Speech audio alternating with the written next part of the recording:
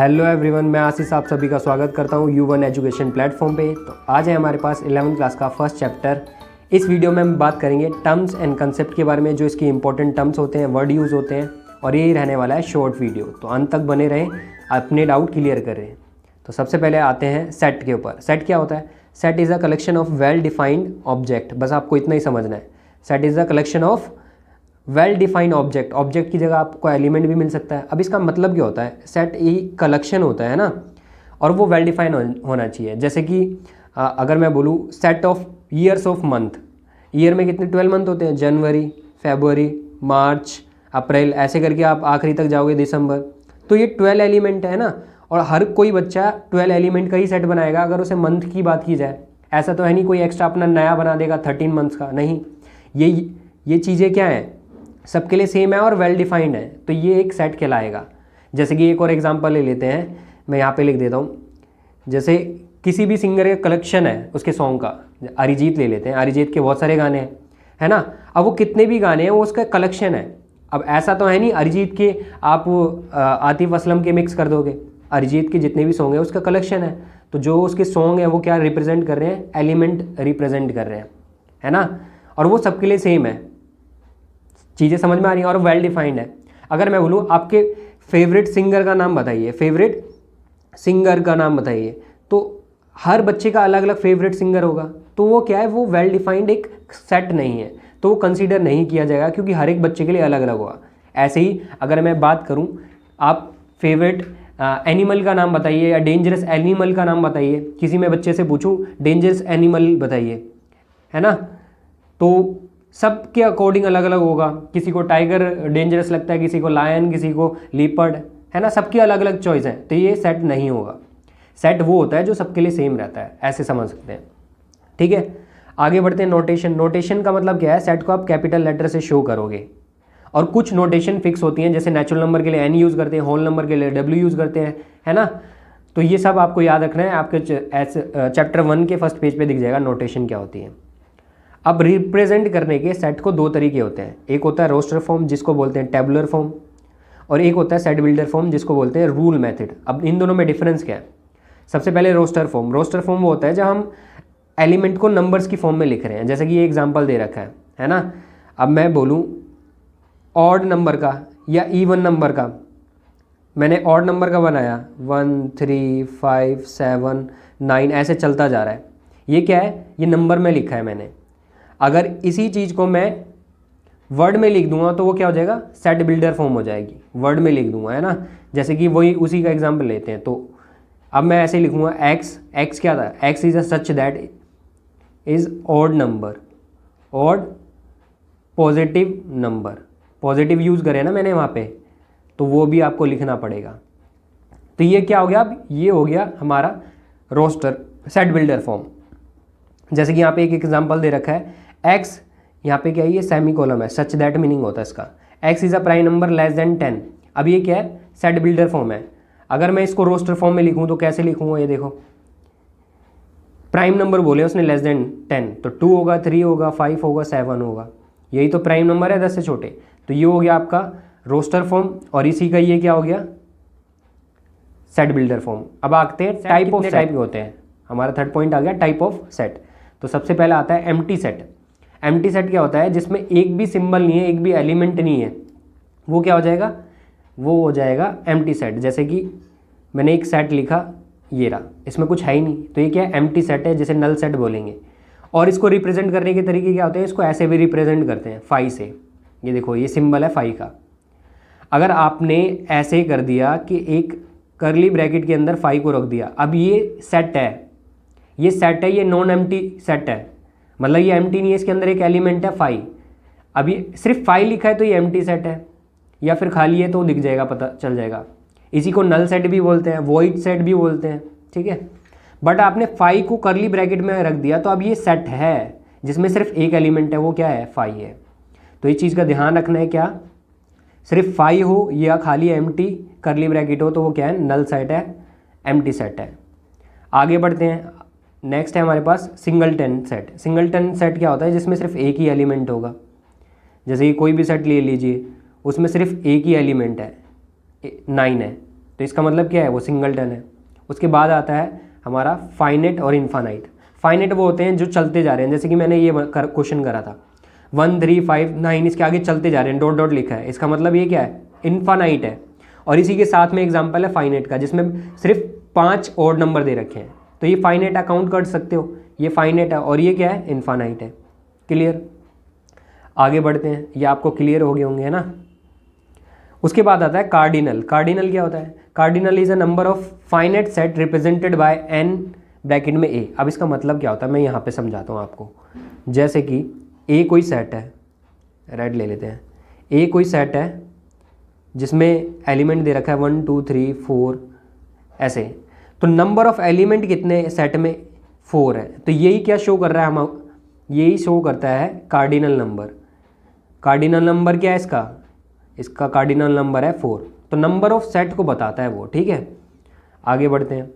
अब equal set क्या है, अगला क्या है, इक्वल सेट और इक्विवेलेंट सेट, इसको एक तरीके से ही समझाते हैं, ठीक है, यहीं पे करते हैं। तो जैसे कि सबसे पहले बात कर लेते हैं इक्विवेलेंट के बारे में। इक्विवेलेंट सेट ये कौन से होते हैं, तो मैं 2 एग्जाम्पल लेता हूँ। एक सेट मैंने लिया 1 2 3 और एक सेट मैंने लिया बी एक्स वाई जेड। अब दोनों में नंबर ऑफ सेट क्या है, सेम है ना। मैं लिख सकता हूँ number of element of set A equal to number of element of set B, but element अलग है, इसमें 1 2 3 है, इसमें एक्स वाई जेड है, बट नंबर ऑफ क्या है, इसमें भी 3 है, इसमें भी 3 है। तो हम बोल सकते हैं ये दोनों क्या है, इक्विवेलेंट है।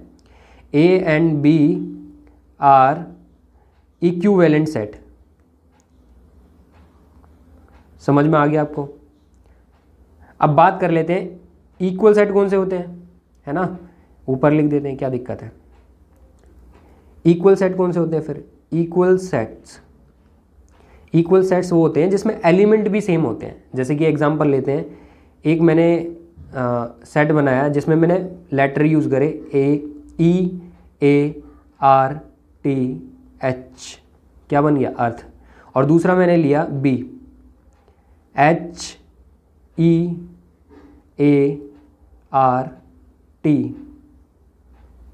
हर्ट। अब ध्यान से देखो यहाँ पे क्या है, यहाँ पे मैंने 5 लेटर यूज़ करें, एलिमेंट यूज़ करें, है ना, और यहाँ पे भी वही 5 यूज़ करें, बट दोनों अलग अलग सेट हैं। ये अर्थ है, ये हर्ट है, बट क्या है यहाँ पे केस क्या है, दोनों के एलिमेंट सेम है, और इसी वजह से ये क्या हो जाएगा, इक्वल सेट हो जाएगा। A and B are equal set. Clear है, ये दोनों इक्वल है और साथ ही साथ ये इक्विवेलेंट भी कहलाएंगे, है ना। दोनों के पास 5 एलिमेंट है, तो ये इक्विवेलेंट भी है ना, as well as equivalent. Done, समझ में आ गया इक्वल सेट और इक्विवेलेंट क्या होता है। ये हो गया आपका इक्वल सेट। क्लियर है। जैसे कि आप एक और एग्जांपल ले सकते हैं कि एक सेट दे रखा है जिसमें मैं लेटर यूज़ करें, मैंने CAT कैट, है ना, और एक और लेटर यूज़ करा मैंने, इन्हीं लेटर को यूज़ करते हुए मैंने एक और वर्ड बना दिया जैसे एक्ट। अब ये भी क्या है, इक्वल सेट है, साथ ही साथ इक्विवेलेंट भी है। आई होप आपको क्लियर हो गया होगा क्या कहना चाह रहा हूँ, है ना। आगे बढ़ते हैं। इक्विवेलेंट और इक्वल सेट आपको पता चल चुका है। अब आता है सबसेट, मोस्ट इम्पॉर्टेंट, इसको समझते हैं अगले पेज पे।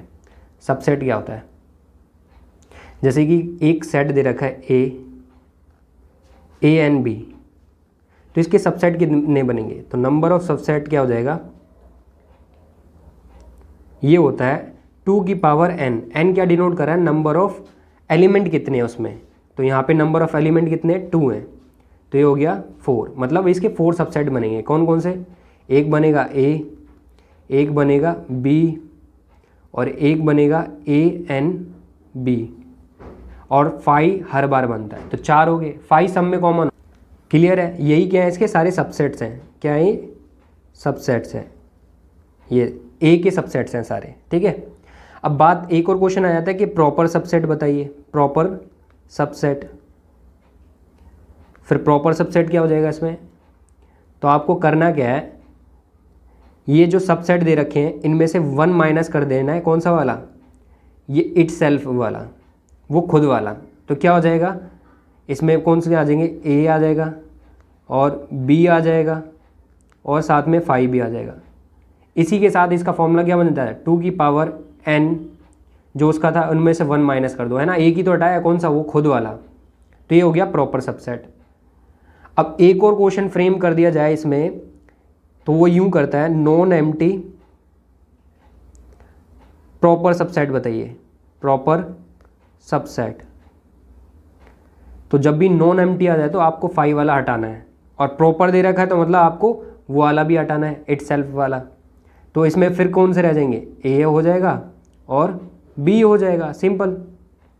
अब आपकी बुद्धि चल रही होगी, तो इसका फॉर्मूला क्या हो जाएगा, इसका फॉर्मूला हो जाएगा जो पहले नंबर ऑफ सबसेट का होता है, इसमें से 2 माइनस कर दो। कौन, ये 2 कौन से माइनस हो रहे हैं, एक तो वो इटसेल्फ वाला और एक 5 गायब हो रहा है, तो बाकी के बचे हुए क्या हो जाएंगे, non empty proper subset. Non empty मतलब एम्प्टी नहीं होना चाहिए, क्योंकि ये तो एम्प्टी काउंट होता है ना। समझ में आ गया। तो ये से 3 क्वेश्चन फ्रेम होते हैं सबसेट से, तो ये मोस्ट इंपॉर्टेंट है, इसको समझ लीजिए, स्क्रीनशॉट ले लीजिए। बढ़ते हैं आगे, और क्या क्या था। सबसेट हमारा हो चुका है, सबसेट किसे बोलते हैं। अच्छा यहाँ पे है ना, इसको और अच्छे से बताते हैं एक और एग्जांपल लेके, कि अगर 2 सेट आ जाएं, जैसे कि एक सेट दे रखा है 1 2 और दूसरा सेट दे रखा है 1 2 3, तो आप ये बोल सकते हैं A is a subset of B. ऐसा क्यों, क्योंकि ए के दोनों एलिमेंट इस बी में आ रहे हैं। तो इसको लिखते कैसे हैं, सिंबल देख लीजिए, A is a subset of B, ठीक है। और एक और चीज़ क्या ध्यान रखेंगे कि हम इसे बोल सकते हैं, बी को ये बोल सकते हैं, बी से ड्राइव हुआ है तो इसको हम ये भी बोल सकते हैं, B is a superset of A, superset of A, क्योंकि बी क्या है, बी में से ही ए निकल रहा है ना। ध्यान देना इन पॉइंट पे जो मैं लिखता जा रहा हूँ, ठीक है। तो ये बी क्या है, सुपर सेट है, क्लियर है। अब आगे बढ़ते हैं, अब आपको समझ में आ गया होगा 2 में। सबसेट मैंने बता दिया है, सुपर सेट का सिंबल भी देख लीजिए, सुपर सेट का इसका रिवर्स होता है, तो B is a superset of A, ऐसे इसका ही रिवर्स हो जाता है, ठीक है। अब आगे बढ़ते हैं, पावर सेट क्या होता है। अब पावर भी देख लें, इसकी पावर क्या होता है। तो जब जितने भी आपने नंबर सबसेट बनाए रखे होते हैं उस पर आप एक और करली ब्रैकेट लगा दीजिए, वो क्या हो जाएगा, पावर सेट हो जाएगा। जैसे कि ये क्या है, ये सेट लिखे हमने, कितने थे, ये 4 थे, इस पर एक और ब्रैकेट लगा दो तो ये क्या बन जाएगा, पावर सेट बन जाएगा। क्या बन जाएगा, पावर सेट। क्लियर, इजी होता है ये तो, ठीक है। आगे बढ़ते हैं, आगे कुछ दे रखे हैं, यूनियन क्या होता है और इंटरसेक्शन क्या होता है, ये सब तो इसको समझते हैं क्वेश्चन की हेल्प से, ठीक है। यहाँ पे ले लेते हैं क्वेश्चन। तो जैसे कि ए एक सेट दे रखा है 1 2 3 4 और एक बी सेट दे रखा है 2 4 6 8। तो इसमें 2 चीज़ें पूछी जाती हैं, एक तो पूछा जाता है ए यूनियन बी और एक पूछा जाता है ए इंटरसेक्शन बी। तो ए यूनियन बी का मतलब क्या होता है, वो सभी एलिमेंट जो ए में भी हैं और बी में भी हैं सारे लिखने हैं, 1 2 3 4 और क्या रह गया 6 8, मतलब आपको सारे एलिमेंट लिख देने हैं। और इंटरसेक्शन का मतलब क्या होता है, इंटरसेक्शन का मतलब होता है कॉमन, जो दोनों में कॉमन है, जैसे 2 और 4 2 4, तो ये हो गया 2 4।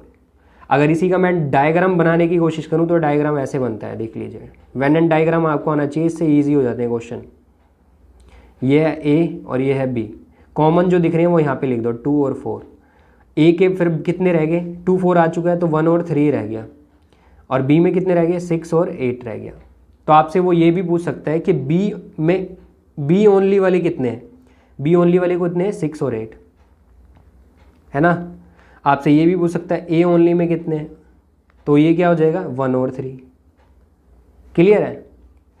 और इस बॉक्स के अंदर जितने भी दिख रहे हैं उसी को हम क्या बोलते थे, यूनिवर्सल सेट। बॉक्स में कितने दिख रहे हैं आपको, जितने भी दिख रहे हैं सारे, जैसे कि 1 2 3 4 6 8, ये सारे आपको दिख रहे हैं, तो ये क्या हो गया, यूनिवर्सल सेट हो गया।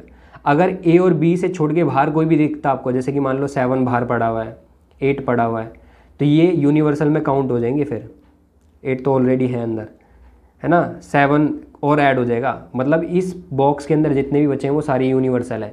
या फिर यूँ बोलें सारे सेट को मिला के, सारे एलिमेंट को मिला के यूनिवर्सल कहलाता है। क्लियर है? बिल्कुल क्लियर होगा, है ना। यहीं पे बात कर लेते हैं माइनस की भी। तो a माइनस बी क्या होता है? a minus B, a minus B क्या होता है? आप वो सभी एलिमेंट माइनस कर दीजिए जो a के दिख रहे हैं b में। जैसे 2 और 4 दिख रहे हैं b में, वो गायब कर दीजिए, वो कट गए, तो बचे कौन से? 1 और 3। एक चीज़ का ध्यान रखेंगे, जो स्टार्टिंग में लिखा होता है उसी के रिमेनिंग लिखते हैं। जैसे कि अगर मैं निकालूं b माइनस ए, तो ये अलग आंसर आएगा। तो इस बार देखने b के कौन से रह गए? तो 6 और 8। और एक चीज़ आप नोटिस कर पा रहे होंगे, क्या b माइनस ए क्या आ रहा है? b ओनली आ रहा है। आ रहा है नहीं आ रहा है? b ओनली आ रहा है। और a माइनस बी क्या आ रहा है? a ओनली आ रहा है। तो ये अपने आप में फॉर्मूले बन जाते हैं अपने आप से। ठीक है, अब आगे बढ़ते हैं फिर से डेफिनेशन की ओर। पावर सेट मैंने बता दिया, यूनियन मैंने आपको बता दिया। यूनियन क्या होता है? ए का पोर्शन और बी का पोर्शन सारा मिला के क्या होता है? यूनियन होता है। ठीक है। इंटरसेक्शन क्या होता है? दोनों का कॉमन, ये कॉमन है इंटरसेक्शन, इसको शो करते हैं ऐसे। आगे बढ़ते हैं, और कौन सी? डिसजॉइंट सेट, ये भी इंपॉर्टेंट है, इसको भी समझ लेते हैं। डिसजॉइंट क्या होता है? जब कुछ भी कॉमन नहीं है, ये ए अलग है बी अलग है, कुछ कॉमन ही नहीं आ रहा जी। जैसे कि आपने एक एलिमेंट लिया, एक सेट लिया 1 2, और दूसरा सेट लिया आपने 8 9, क्या दोनों में कुछ कॉमन है?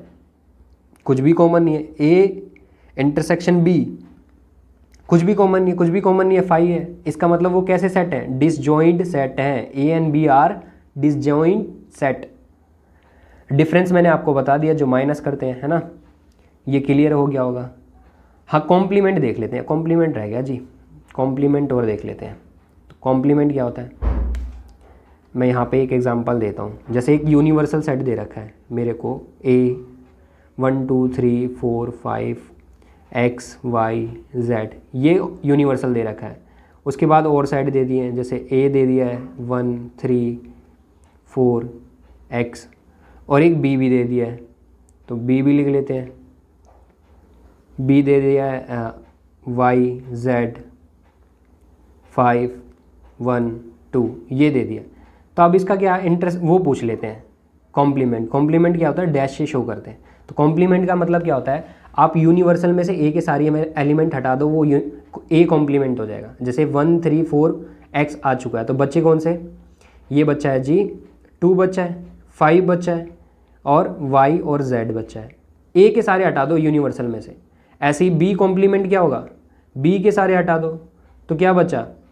3 बचा है, 4 बचा है, वाई जेड आ चुका है, मतलब x बचा है। ऐसे निकालते हैं। ठीक है, ये इजी होता है चीज़ें। अब ये इंपॉर्टेंट रिजल्ट क्या है? आप अपनी तरफ से कोई एग्जांपल लीजिए, आपको समझ में आ जाएगा ये क्या है। वो पूछ रहा है यूनिवर्सल का कॉम्प्लीमेंट। यूनिवर्सल का कॉम्प्लीमेंट क्या होता है? यूनिवर्सल है, इसी का कॉम्प्लीमेंट क्या हो जाएगा? इसको छोड़ के, मतलब 5 होता है इसका कॉम्प्लीमेंट, जो कि इक्वल होता है। हाँ बिल्कुल ठीक है। ऐसी 5 क्या होता है? एम्प्टी सेट होता है, उसका कॉम्प्लीमेंट मतलब वो यूनिवर्सल हो जाएगा। तो अपने आप में फॉर्मूले क्रिएट कर दिए हैं। जैसे कि ये ए है और ये ए कॉम्प्लीमेंट है, जब इन दोनों का यूनियन करेंगे तो क्या आएगा? यूनिवर्सल आएगा, क्योंकि इन दोनों को मिला के ही तो होगा। आप एग्जांपल लेंगे ना, तो अपने आप क्लियर हो जाएगा। अब बढ़ते हैं आगे, जो कंफ्यूजिंग टर्म्स हैं उसको एक बार और देख लेते हैं, फिर ये हमारी रिवीजन खत्म हो जाएगी। तो यूनिवर्सल सेट क्या होता है? मैंने अभी बताया था। जैसे एक सेट दे रखा है 1 2, बी सेट दे रखा है 2 3 4, और एक सी सेट दे रखा है x y 1। तो इसका यूनिवर्सल सेट क्या हो जाता है? उन सभी एलिमेंट को मिला के 1 2 3 4 x y, ये हो गया यूनिवर्सल। सबसेट मैं आपको बता चुका हूँ। सबसेट क्या होता है? एक एग्जांपल ले लेते हैं, जैसे 1 और 2। तो इसके सबसेट कितने बनेंगे? इसके सबसेट बनेंगे, मैं ऐसे लिख देता हूँ, सबसेट ये होता है 1 होगा, 2 होगा, और 1 2 होगा। आप 2 1 मत कर देना, ठीक है? तभी तो इसकी डेफिनेशन में क्या आता है? Well defined. ठीक है, तो ये क्या है? सबसेट है। अगर इन्हीं में से मैं इस वाले को हटा दूं, अगर मैं इनमें से इट सेल्फ वाला हटा दूं, तो ये बच्चे को क्या हो गया? Proper subset 3। अगर मैं इस वाले को हटा दूं तो क्या बचेगा? Proper subset. अगर इन दोनों को हटा दूं तो प्रॉपर नॉन एम्प्टी सेट बच जाएंगे। यहाँ पे अब सुपर सेट की बात कर रहे हूँ। सुपर सेट मैंने बताया था कि जैसे 2 सेट है, ए दे रखा है 1 2 और बी दे रखा है 1 2 3, तो B इसमें सुपर सेट है किसका, A का। B is a superset of A। ठीक है, क्लियर है। आगे एक और प्रॉपर सबसेट में आपको बता चुका हूँ, प्रॉपर सबसेट क्या होता है ना। प्रॉपर सबसेट बताया था, जैसे कि अगर इसमें देखें तो प्रॉपर सबसेट ये है, इसको छोड़कर प्रॉपर सबसेट है। पावर सेट क्या होता है, पावर सेट मैंने बताया था, जितने भी आपने सबसेट लिखे हैं, जितने भी आपने सबसेट लिखे हैं उस पर एक और करली ब्रैकेट लगा दीजिए, वो क्लियर हो जाएगा। तो ये थे आपके कुछ कंफ्यूजिंग टर्म, मैंने क्लियर कर दिए हैं। तो यही थी आपका पूरा ये चैप्टर जिसके टर्म हमें पता होने चाहिए। आई होप आपको समझ में आया होगा।